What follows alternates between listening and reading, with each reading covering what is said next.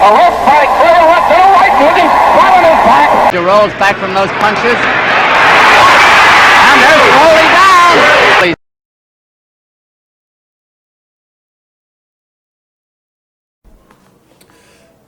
What's good, guys? Prince Sports coming at you with another one. I figure I talked to you about a stat line that the media was talking about. They were talking about the top 10 players in NBA history with the most losses in the playoffs. Now, I'm going to show you why some of this is not accurate because it's based off all your playoff losses, right? It doesn't factor in another element, and I'm going to get to that other element later. Just to show you how misleading stats is. So with his teeth, nigga, please. I figured we could do the top 5 losing superstars in NBA history. All right. Well, at least for the playoffs. All right. Number 5 was Shaq with 87. Okay. Now Shaquille O'Neal enters this list.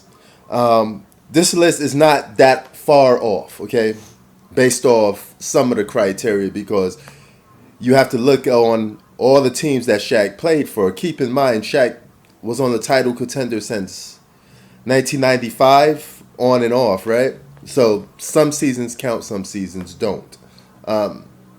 Number 4, John Stockton. Okay, he enters the list at 93. All right, so that's a lot of playoff losses. Guy never won a championship. This is a very accurate claim for a guy that's been to the finals twice. Just couldn't get the job done. Great point guard, but just couldn't get over that hump.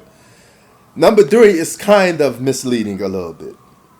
All right, and that's none other than Tim Duncan. He's the most misleading name on this list.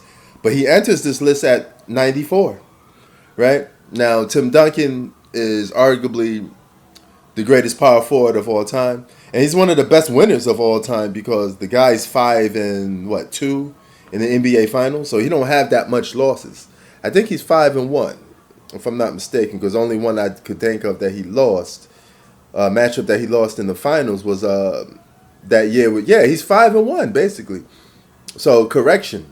He's 5-1. See, it's off top of the dome. He only lost to the Miami Heat that year. So that's a name that glares out. Now, number 2 is very obvious because he never won no championships. That's Karl Malone. He enters the list at number 95. All right, so he's on that list for most playoff losses, number 2. But you can make a case he could have been number 1 too. But nevertheless, guess who number 1 is? Number 1 is a guy that has the most finals losses in modern NBA history. He's also played on the most title contending teams in NBA history. He also played with the most help in NBA history. He also team hopped a lot of teams, gathered chip with each of those teams, but lost more than he won while being on the title contender. And that's none other than LeBron James himself with a whopping 100 playoff losses. He's going to have 101 playoff losses if he makes the playoffs this year as a title contender and loses again. Now, LeBron James is the only name on this list that's 100% accurate because he spent at least like 10 years of his career being on the title contender. All right? So he's switched from team to team, but while he did that, he created title contenders all the time.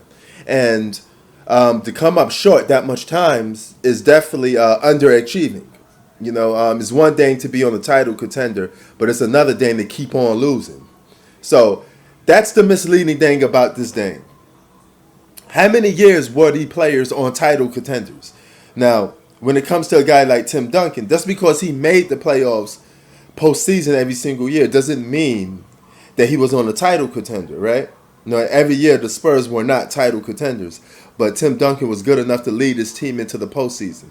Now, you could go to the postseason. That doesn't mean you're a title contender. They're two complete different things, right? Shaq's been on a lot of title contenders, and so his situation is a little bit different as well.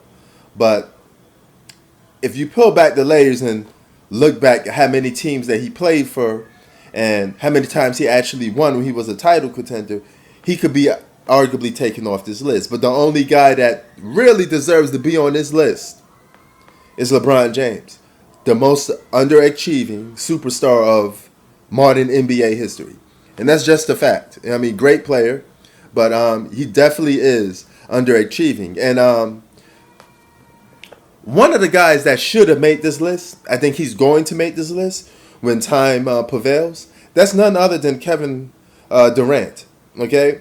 Kevin Durant easily should be on this list because he played, well, going to be on this list because he played on a lot of teams that were title contenders and failed to get the job done.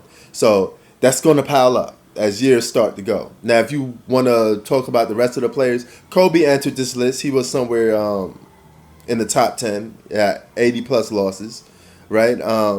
But, again, misleading list because how many years were Kobe spent on a team that was an actual title contender compared to a team that was just good enough to make the playoffs? This is where stats could get misleading. So you have to take it into consideration and break it down the right way, put it in context because stats often are just words or numbers on a piece of paper. They don't really tell the whole story unless you actually dig into it. That's the difference, all right? That's why we say stats don't tell the whole story.